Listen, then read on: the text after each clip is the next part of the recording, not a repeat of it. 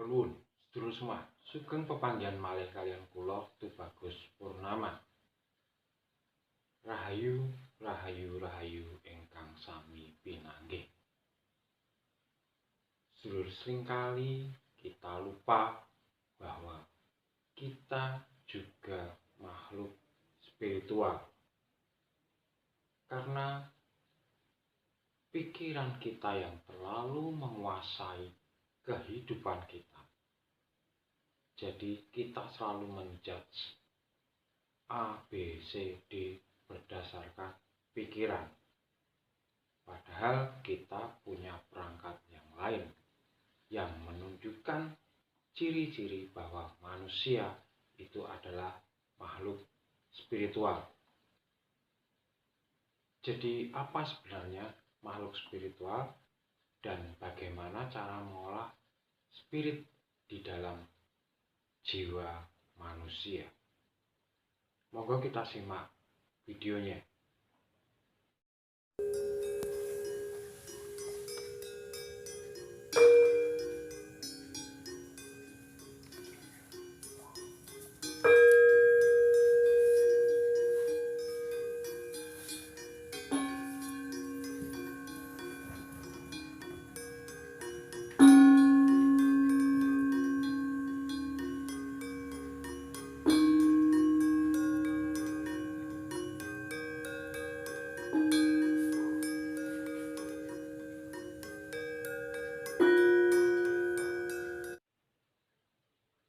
Baik sedulur, ketika kita ditanya seseorang bahwa kamu siapa, saya ini siapa, pasti langsung yang dijawab adalah semua yang tertangkap panca indera.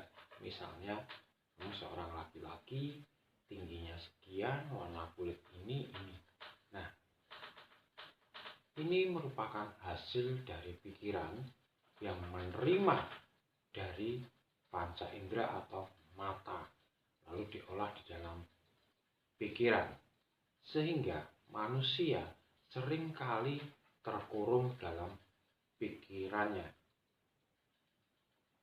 Padahal manusia itu makhluk spiritual. Ciri-cirinya apa bahwa manusia itu makhluk spiritual? Yaitu ada 4. Manusia itu punya unsur memori.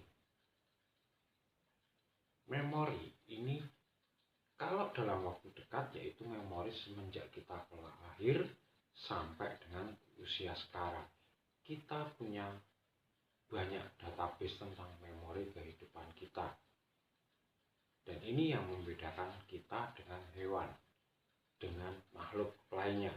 Bahwa kita punya chip atau memori untuk merekam dari sejak kita lahir sampai sekarang ini. Jadi ini yang disebut manusia adalah makhluk yang sempurna. Kemudian yang kedua ada pikiran. Pikiran ini adalah alat untuk kita merefleksikan diri, untuk kita berkarya, untuk kita mencipta.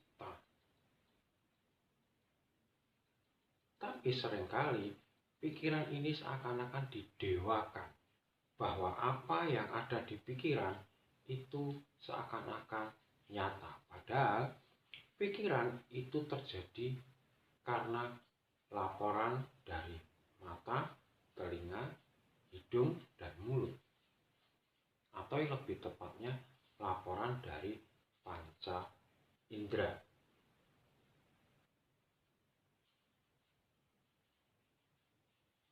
Nah, kemudian yang ketiga adalah fisik.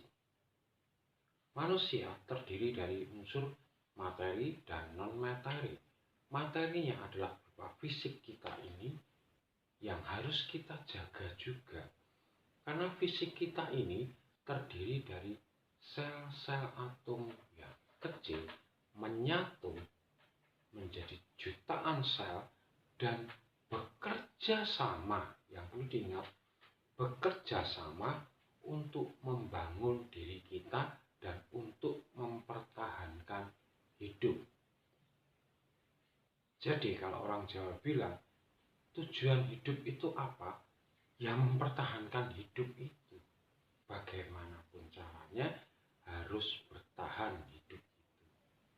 Jadi tugas kita yang utama adalah mempertahankan kehidupan. Nah, ini yang ketiga. Kemudian yang keempat ada batin. Kalau leluhur kita dulu menggambarkan bahwa batin itu adanya di kalbu, adanya di jantung, itu tempat mengolah rasa. Jadi ada yang bilang juga tempatnya Roh Kudus, ada yang bilang juga bait Allah, ada yang bilang juga itulah tempat sedulur jati, guru sejati yang memberitahukan tentang kebenaran. Tapi suara batin atau hati nurani itu seringkali kalah dengan suara-suara yang ada di pikiran. Padahal kenyataan kalau kita sekarang mendalami spiritual modern, batin ini juga merupakan unsur dari otak. Jadi bukan berarti secara harafiah atau secara physically batin itu ada di jantung, tidak. Tapi berada di otak, di mana batin itu yang selalu mempengaruhi gerak jantung atau mengontrol gerak jantung. Nah, semua perangkat ini ada di otak, entah memori, entah batin, entah pikiran, semua ada di otak. Yang membedakan adalah otak dan physically. Jadi manusia itu ada dua, materi dan non materi.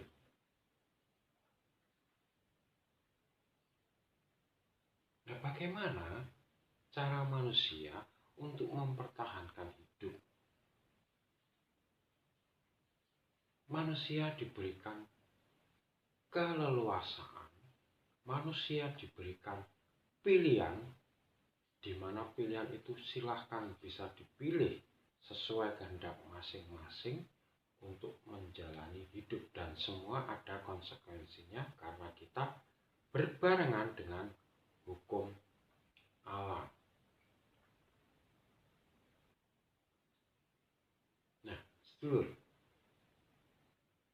itulah bukti bahwa manusia itu adalah makhluk spiritual.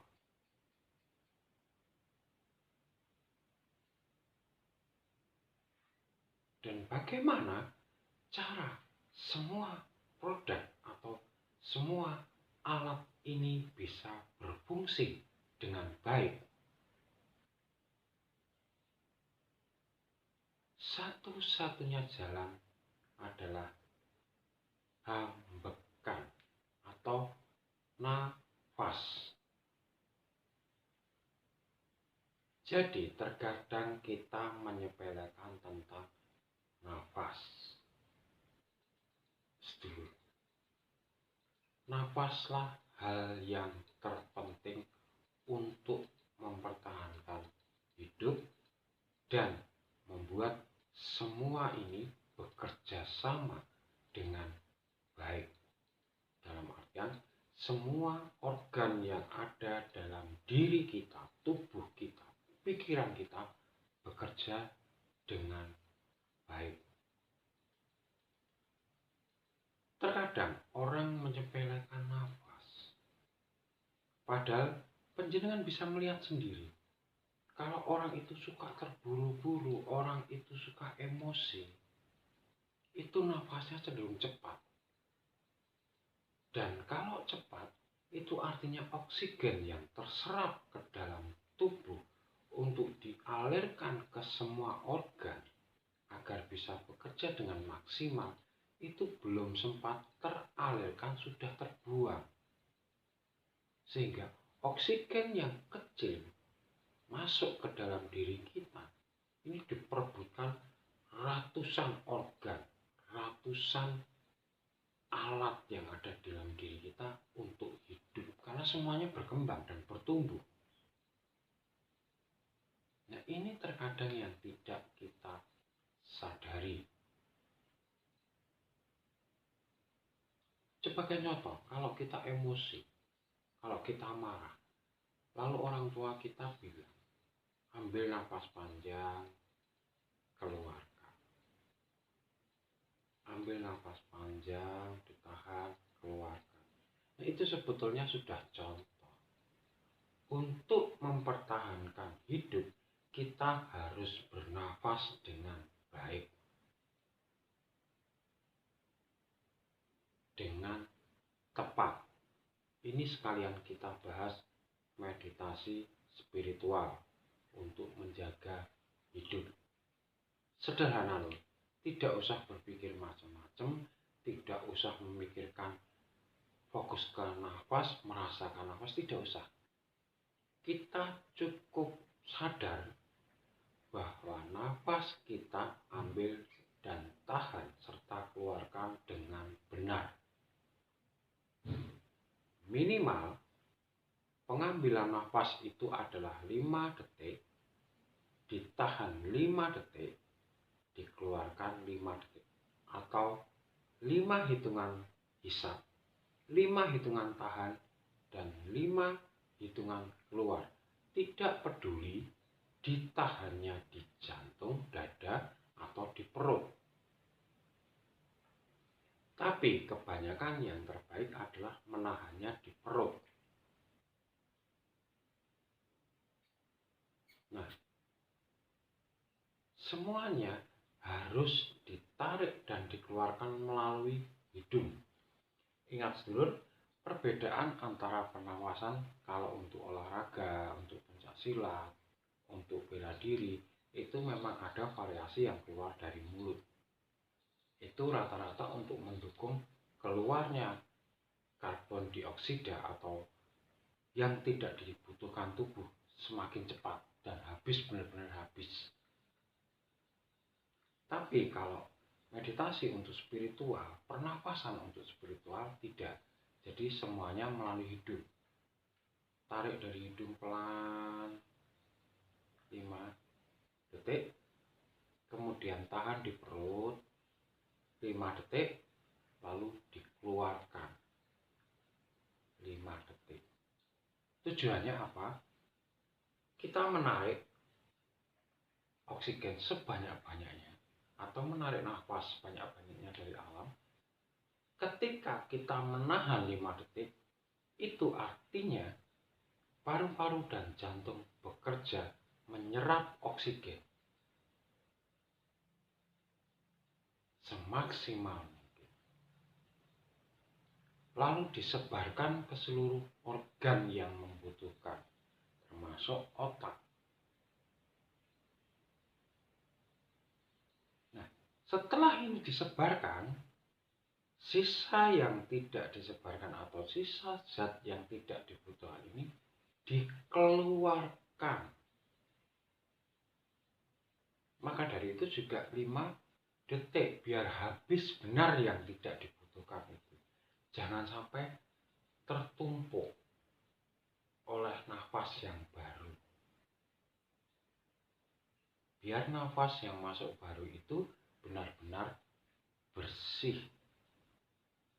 Nah, inilah yang disebut meditasi spiritual. Karena kita juga makhluk spiritual. Nah, demikian sedulur. Semoga bermanfaat dan ingat bahwa kita ini terdiri dari ratusan bahkan mungkin ribuan sel yang bekerja sama dalam satu tubuh membentuk fisik kita sehingga kita dapat hidup dan bergerak sampai sekarang. Dan tujuan hidup kita adalah mempertahankan kehidupan. Bagaimana kehidupan itu bertahan? Hanya karena kebutuhan oksigen terpenuhi dengan tepat.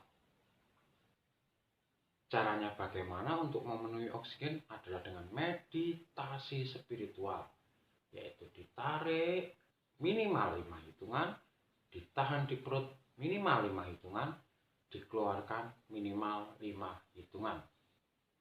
Demikian, semoga bermanfaat, dan kalau ada salah kata saya mohon maaf yang sebesar-besarnya.